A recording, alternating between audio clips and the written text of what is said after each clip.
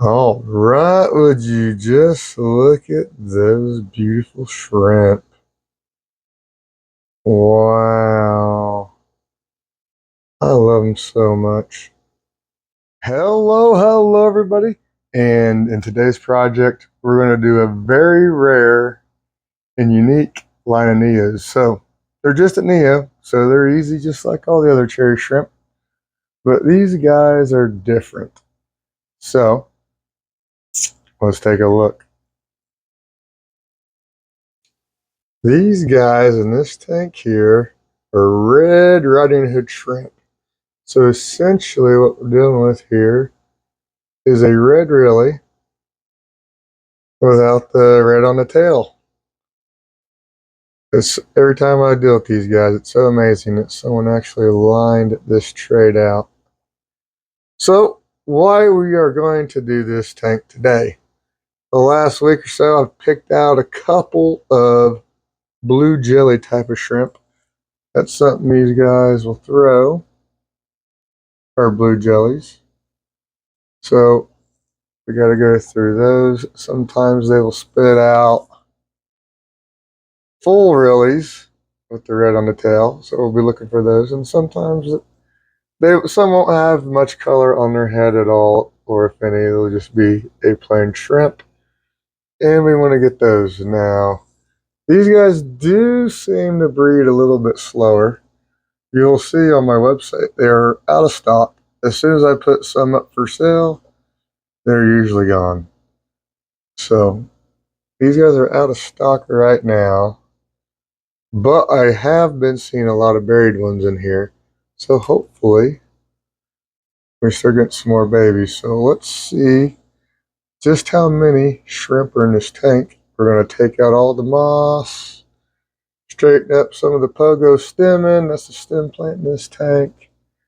There's a little bit of algae in here, but you can see I pretty much nuked that with hydrogen peroxide there on the spray bar. So the moss in the tank is perfect. So we don't have to worry about pulling out trash moss or any of that. We're going to pull out all the excess moss and then sort out our shrimpies. Here's some little ones.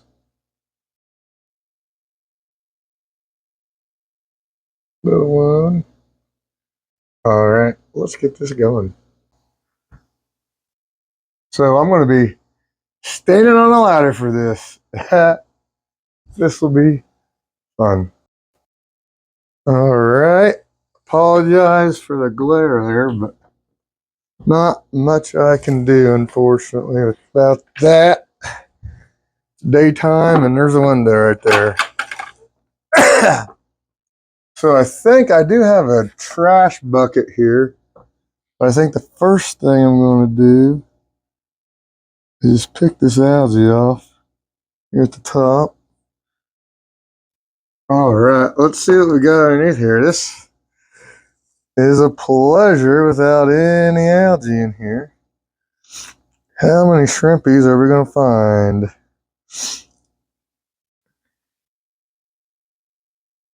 Now, I think something else some of these tanks are running into this time of year is, especially today, this whole week, it has been very cold. And back here in the back of the house, when it's super cold, it gets pretty chilly back here. And that means the tanks get, now, normally they are within breeding temperatures. So for me, I find the Neos will start breeding at about 66 degrees Fahrenheit, and they will breed reliably at 68 and higher. So I'd say this tank is feeling about 64, 65-ish right now. Not ideal, but I don't have enough electricity back here to run all these lights all these things. So I do have heaters in a few of the lower level tanks and a couple in a guppy tank, but just kind of deal with what you get. And right now it's probably like 63, 64 degrees back here in this room. And so we do have limited breeding in a lot of these tanks right now. We're making a mess, unfortunately. Yeah, there's a lot of shrimp in this moss. I am seeing a lot of good ones right now, so that's good.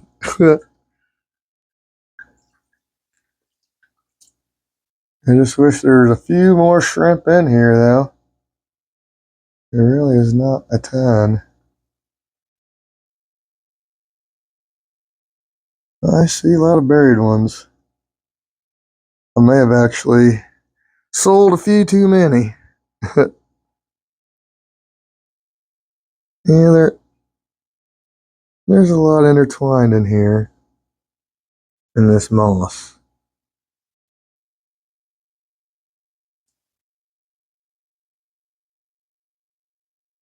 Bunch of plant mess from the stem plants. Have to clean up those pogo stemens.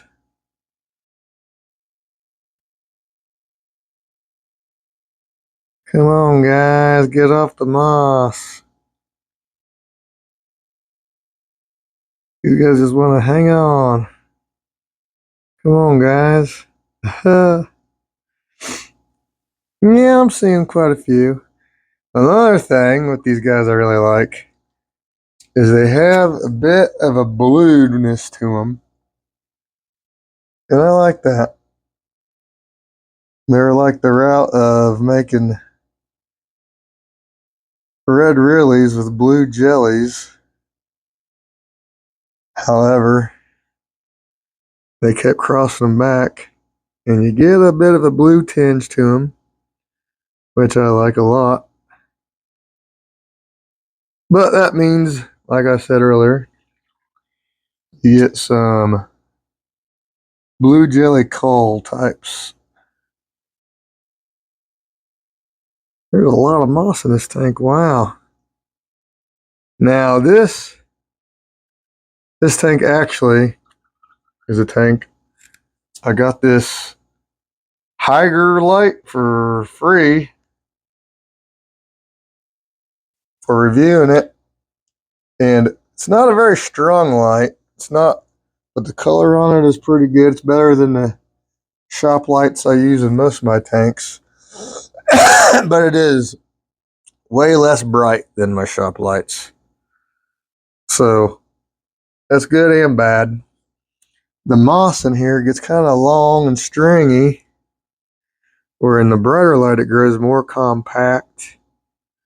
It looks nicer, but in real low light like this tank is, I think this is only like a 16 or 17 watt light, something like that, on a 40-gallon tank. It's not a ton of light. Maybe it's like 26. I honestly don't remember, but it is way less bright than I'm used to.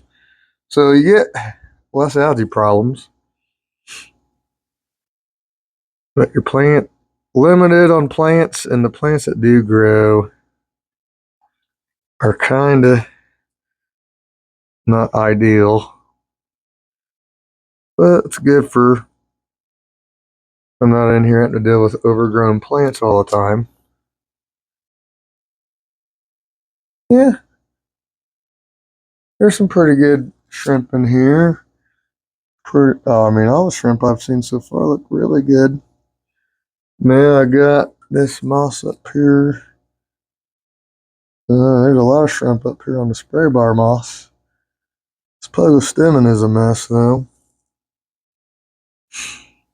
So, I'm not feeling too bad. about the shrimp in here. I have not seen calls just right off looking at them. I've not seen a single call. So that's good.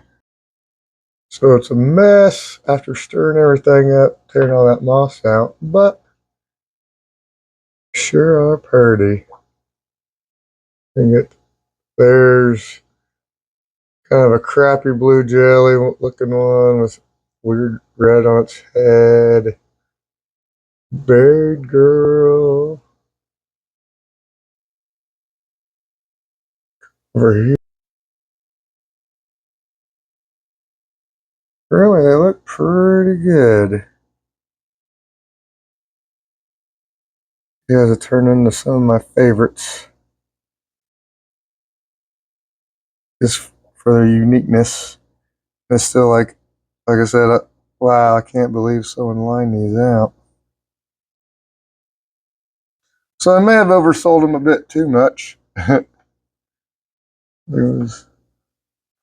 See how they have that kind of a blue tint to them. They're really spectacular shrimp. I got these shrimp from my friend Laura, and actually, there's a sticker right there. LJ Shrimp.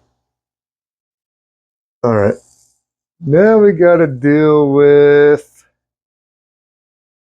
the pogo stem mass. You can see where the moss grew up it, shaded out all the stems, and the only thing we got left is the top. So, and when I do this, I don't like to uproot and make a even bigger mess than I've already made because I'm in here to try to catch some shrimp, and if I start pulling and ripping plants up, it's going to make a big flipping mess, and I ain't going to be able to see what I'm doing. So, I'm just going to snip them off at the bottom, cut the good tops off, and replant them. That's the plan for that. All right, pogo stemming time. So, I'm going to cut the tops off, and these are the parts we want to keep.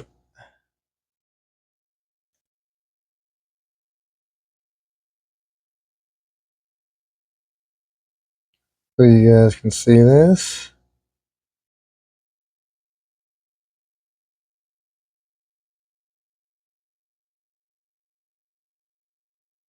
All right, now we got these stems that were shaded out. Not much to them. The little ones that are growing back, we'll keep those.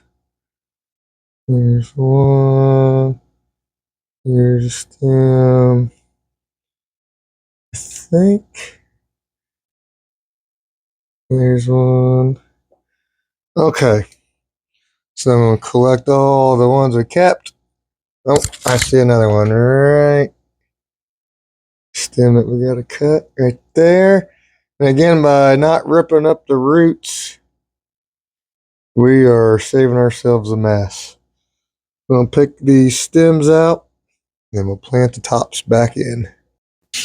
All right, and to continue our little patch of pogo stemmons, we're going to take the tops that we just cut and plop them in. It's like I kind of like pogo stemmon and I kind of don't like it. It's kind of a messy plant, kind of a pain in the butt to deal with. It grows really fast once it gets going, but it's just a long, stringy mess type of deal. I feel like it's not my favorite plant. I have it in a few tanks. I've never really propagated it to sell on the website because it's kind of a pain in the butt. You like getting into messing with plants a lot. I say go for it. These little tiny bits right here. Just plop them in. Alright. I think that's all the mess and everything we gotta do. Okay, so we got that taken care of. So now let's start gathering up the shrimps. So here's a fun little cautionary tale here when you start stacking tanks to the ceiling, and you have things like ceiling fans. Notice I am standing on a ladder, and right there's a ceiling fan. Yes, I've been hit in the head and almost knocked off the ladder and knocked out by the ceiling fan working on this tank. So be careful of that. All right, now we're going to put some algae wafers in here, and this will gather all the shrimpies up, and we'll be able to see just what we're dealing with here. Yep, got the food off out of frame. Let's try it again. How does that look? That's perfect. All right, let's start a time lapse.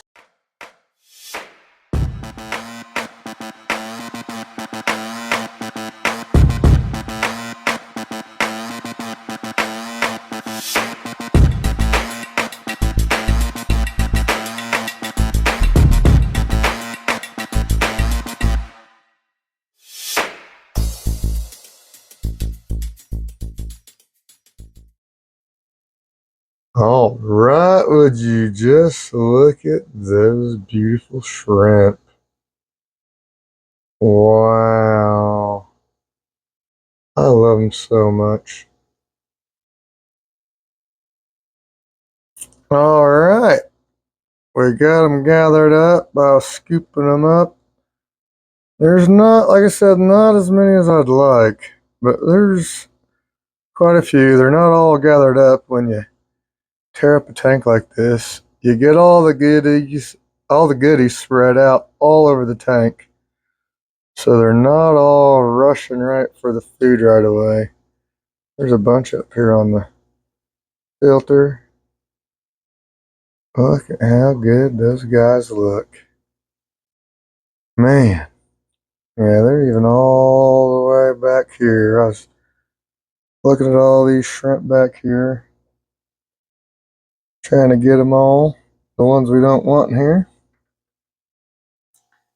Here are the ones we pulled out. If it'll focus, like that one there, it's buried. It has just a strip of red on top of its head. Most of them are just like weak red on their head. Yeah, and then let's see, there's a really one. There's a couple jelly ones. So, let's see, we got 1, 2, 3, 4, 5, 6, 7, 8, 9 maybe? 9 out of all those shrimp for such a unique out there line. That's pretty dang good. And like really, I pick up more reallys and jellies the last time, so the selective breeding is working. They're getting better. Man, I like them so much. They're so cool. Little Red Riding Hoods. All right, we got all our getting and picking and sorting done. That actually was a pretty easy project for today, but it was due. It had been 3 or 4 months since we'd done this. You guys asked me how often I do this. Now, this is a 40-gallon tank. So this is the 40s and bigger are more of like a permanent type setup of a tank. And those are the tanks where I tear everything out and call it, but don't necessarily completely reset it, just maintaining. And then the smaller tanks, the 20-gallon tanks, are more like the project tanks working on the improving lines and using those improved genetics to make the bigger tanks better. So we got a bunch of shrimpies everywhere, so I got to be careful not to set this down too hard and hurt any of our little shrimpy buddies. We're just going to let this moss float here. And then they'll all sort through this malm that was underneath the old moss. And all that will be gone. The pelicos will stir, the pleco, there's one pleco in here. He'll stir it up. Shrimp will sort through it. And all that malm will be sucked up by the filter. Stuff like that. So it's not a worry. All right. Now, let's see. We'll make sure. We'll push some of this in sand just to try to get some boundaries set here for it.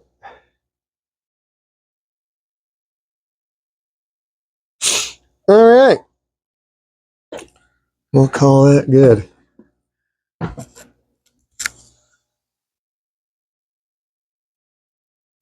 All right. Man, these guys really are super awesome. They've become one of my favorites for sure. I like them a lot. All right, tanks all ready. We got the moss back in. That look pretty, but give it a week or two, it'll fill in, and the tank will sort itself out, and it'll be fine. I promise. That always is. All right, everybody. Thank you for checking out another one of my shrimp tanks, one of my projects. Thank you guys for watching. Bye.